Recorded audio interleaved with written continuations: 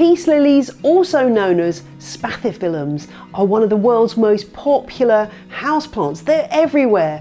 Offices, houseplant gift baskets, and probably your front room. And the reason for that is that people love the leaves and also the beautiful white flowers. They come from South America, and over the years a number of different spathiphyllum species have been bred together to produce plants of varying sizes and qualities. And so people love growing spathiphyllums. They are just the world's most ubiquitous houseplant.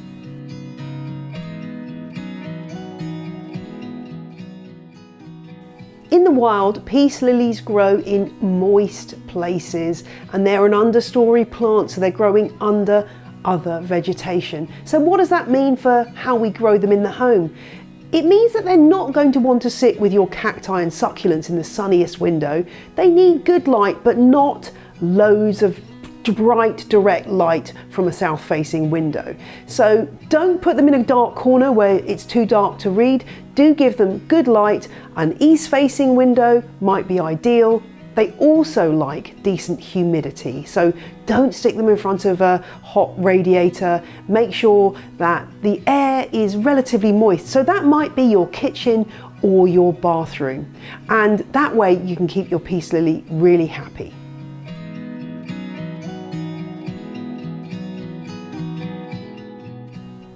When you get your peace lily home, it's really worth keeping an eye on the roots, because when you buy a plant, you've got no idea what's going on inside this pot. So this peace lily, it's worth having a look to check whether the plant needs repotting as soon as you get it home. And we can just squeeze the pot to release the plant, and look at that root system. It's beautiful and healthy, but this plant is definitely in need of a repot. We can see that the roots are gathering around the edges. There's not much substrate visible. So it's time for this plant to go into a slightly bigger pot. Probably I should just be able to get my finger between the old pot and the new pot, top it up with some houseplant compost, and before you actually put the plant in there, just make sure you tease away some of these roots so they're not going to be circling around the pot. And that way your plant will go into spring with a fresh supply of compost and should last a few months before it needs checking again. But it's always worth keeping an eye on these roots and making sure they are white, firm and sweet smelling, which is the sign of a healthy plant.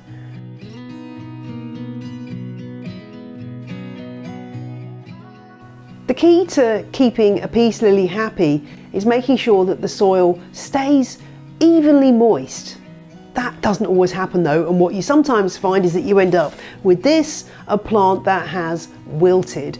And there are two possible explanations for this: too much water or too little. And the only way to find out is to actually take the plant out of the pot and see what's going on. So this one, let's have a look, is really dry. This needs a really good soak and it will revive itself quite quickly, and the leaves will perk up once it's had about half an hour to an hour soaked in water and then allowed to drain and return to the pot. If, however, you find that the roots, when you take it out of the pot, are soggy, slimy, the compost is super wet, then you have a situation of root rot. You need to trim off those damaged roots, repot in fresh potting compost, and ease back on the watering, and hopefully your plant will revive. And if you struggle to find that happy medium between too much and too little water for your peace lily, you can try growing it in a self-watering pot, which does help with these problems, or even wash all the soil off the roots and grow the bare roots in a vase of water, and they grow very well that way too. So that's another option for keeping your peace lily happy.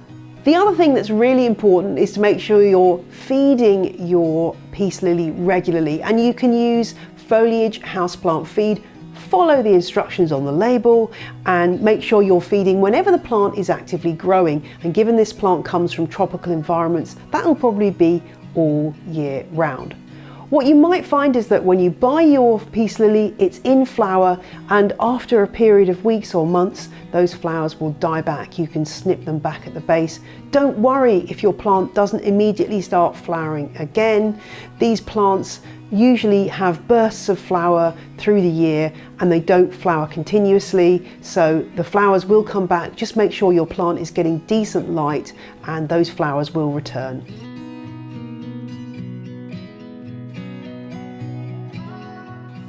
And when it comes to propagating peace lilies, it's quite simple, a technique known as division, which simply means taking the plant from its pot and teasing apart the different segments and potting each of those up separately. Just make sure each segment's got both root and shoot coming out of it, and you've got yourself a new plant.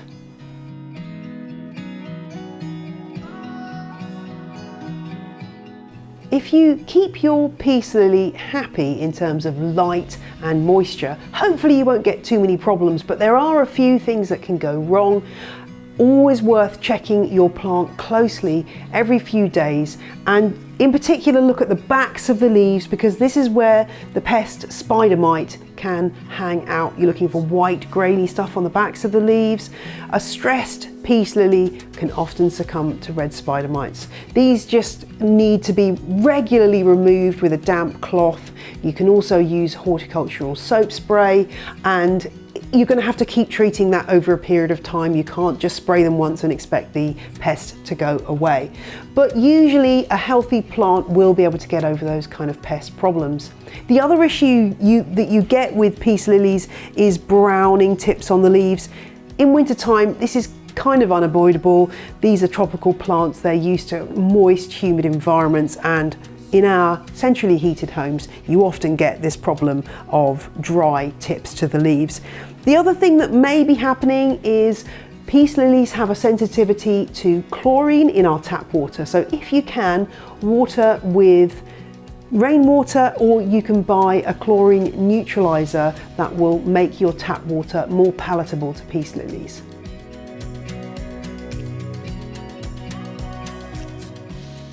Peace lily breeders have been working on this plant for many decades, so there are loads of choices when it comes to peace lily cultivars, including things like this variegated form, which is called Diamond. There's a massively tall, 180 centimetre tall cultivar called Sensation, right down to an absolutely tiny one called Power Petite. And there's also, if you like the neon green leaf, one called Golden Delicious. So there's plenty of choice out there, whatever your taste in peace lilies.